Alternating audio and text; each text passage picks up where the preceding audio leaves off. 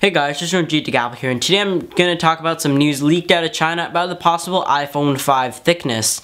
So, an in-person review coming out of Chinese newspaper Apple Daily states that the new iPhone 5 will have a 7.6mm body. If this was true, this would make the iPhone 5, so-called the new iPhone, 1.7mm thinner than the iPhone 4S, which is currently 9.3mm. This is really thin, however, it will not make it the thinnest phone on the market. The thinnest phone on the market would still be the Motorola's Droid Razr at 7.1mm at its thinnest point, and the ZTE Athena, a slender 6.2mm thin. And although there aren't any mentions on exactly how Apple will make this thinner, there were some reports earlier of an in-cell display, as I did do a video on Apple possibly using that in-cell technology to merge the digitizer with the touch panel, making it just over a millimeter thinner after some analysts took a look at it. There was also some news going out around yesterday of a possible 640 by 1136 resolution seen in the iOS 6 beta, which led to a 5-row of icons, which also leads to a larger display, which we rumored to be just over a bit 4-inch.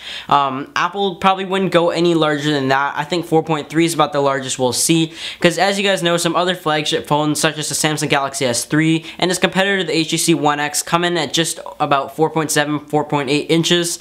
However, if Apple does go ahead and make the iPhone 5 or the new iPhone 7.6mm, it would make it at least 1mm thinner than its competitors, the Samsung Galaxy S3 mainly, and comparable to the HTC One X. So as you guys know, we've seen many renderings going around the web, and overall, the models, the renderings, the case builds, everything looks pretty much the same, and overall it does give us a pretty fair representation on what we should expect. However, it is not confirmed, as you guys know.